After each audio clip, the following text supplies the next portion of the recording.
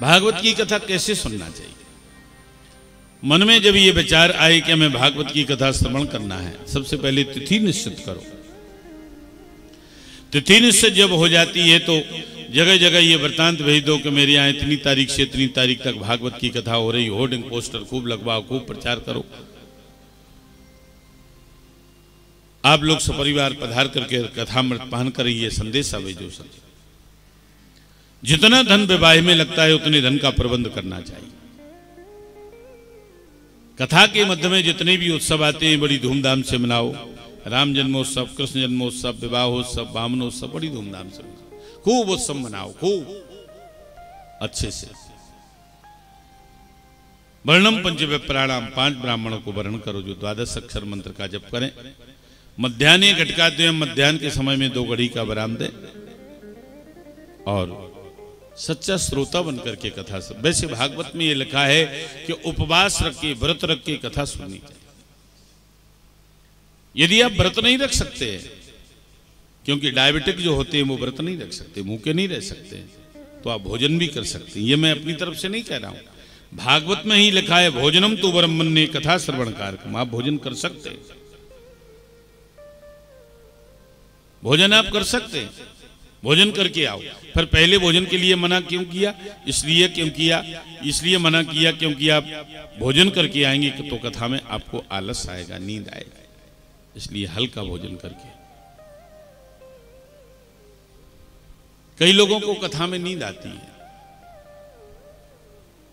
AC कमरे में डल्लब के गद्दे पर विश्राम करने में जैसी नींद नहीं आती, वैसी कथा पंडाल में बैठ के आ जाती है। एक जगह मैं कथा करने के लिए गया, कथा कह करके जब मैं व्यास गादी से नीचे जा रहा था तो एक माता जी उठ करके मेरे पास आई, कहने लगी व्यासी आप कथा बहुत अच्छी करते हैं। हमने सोचा माता जी को कोई बात अच्छी लगी होगी, वही बोलना चाहती होंगी। हमने माता जी से कहा माता जी आपको कथा में क्या अच्छा लगा? माता जी कहने लगी महाराज घर में रहते हैं, नींद की 2-2 गोलियां खा लेते हैं तब भी नींद नहीं आती, पर आपकी कथा में आकर के बैठ जाते तो पता नहीं चलता कि 3 घंटे कब कट गए। बोलो जय श्री कृष्ण। तुलसी पूरब पाप ते हरि चर्चा न सुहाय।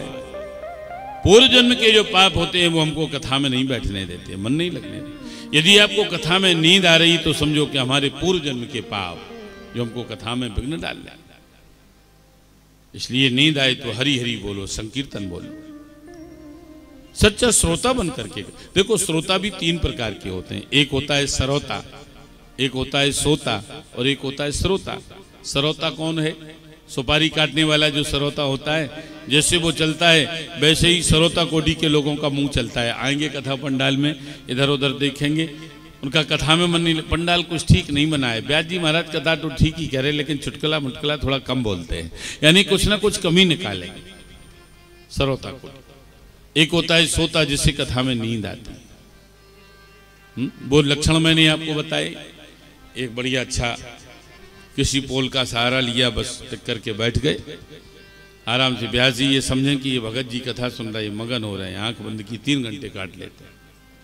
एक होता है श्रोता, और सच्चा श्रोता वो है व्यास जी महाराज जिस बात को कहें बड़े ध्यान पूर्वक सुने और उसे अपने जीवन में उतारे तो कथा श्रवण का पूर्ण फल प्राप्त। अच्छा एक बात मैं आपको बताऊं, कई श्रोता और वक्ता ऐसे होते हैं। एक जगह एक शहर में कथा हो रही थी, बहुत बड़ा ऑडिटोरियम बुक किया गया, तमाम सीटें उसमें थी। तो व्यास जी महाराज जब कथा कहने के लिए व्यासपीठ पर आए, उन्होंने जैसे ही व्यासपीठ को प्रणाम किया, सामने देखा तो एक भी श्रोता नहीं। व्यास जी ने देखा अरे कथा का समय हो गया, एक भी श्रोता नहीं। तो व्यास जी ने फिर व्यासपीठ को प्रणाम किया और जैसे ही जाने लगे तो सबसे पीछे एक श्रोता बैठा था, एक था, कहने लगा अरे महाराज रुको रुको रुको, कहाँ जा रहे हो?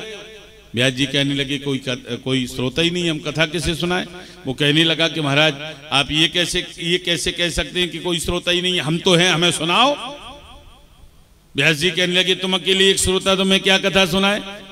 तो श्रोता ने इतना गजब का तर्क दिया, वो कहने लगा कि महाराज ये बताओ कि जैसे एक घोड़साल में 100 घोड़े हों, एक घोड़साल में 100 घोड़े हों, 99 घोड़े बाहर गए हों, समय पर एक घोड़ा हो तो क्या उसे घास नहीं डाली जाएगी? जैसे ही श्रोता ने जब ये तर्क दिया तो व्यास जी सोचने लगी ये श्रोता जो है ये तर्कीले स्वभाव का, इसका तर्क बहुत अच्छा है। तो व्यास जी कहने लगे हाँ हाँ हाँ क्यों नहीं डाली जाएगी, डाली जाएगी, बैठो हम तुम्हें कथा सुनाए। वो सामने बैठ गया। अब एक श्रोता और एक वक्ता। अब व्यास जी महाराज ने कथा कहना शुरू किया। अब बंदी ना हो, अब कथा कहना बंदी ना हो, कहते ही जाए। अब बेचारा श्रोता कथा सुन सुन करके बिल्कुल अधमरा हो गया।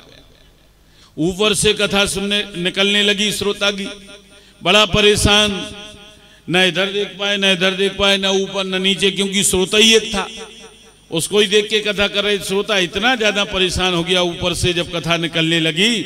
और जब परेशान होती होगी श्रोता को व्यास जी ने देखा तो कहने लगे अरे भाई अब परेशान क्यों हो रहे हो, तुमने ही तो कहा था, हमने जब कहा था तुमसे कि एक अकेले तुम श्रोता तुम्हें क्या कथा सुनाए, तो तुमने उदाहरण दिया था कि एक घोड़साल में 100 घोड़े हों, 99 बाहर गए हों, समय पर एक घोड़ा हो तो क्या उसे घास नहीं डाली जाएगी, तुमने ही कहा था, परेशान क्यों हो रहे हो। तो श्रोता हाथ जोड़ के कहने लगा हाँ महाराज कहा तो हम नहीं था, पर इसका मतलब ये नहीं है कि 99 घोड़ों की घास एक ही घोड़े को डाल दी जाए।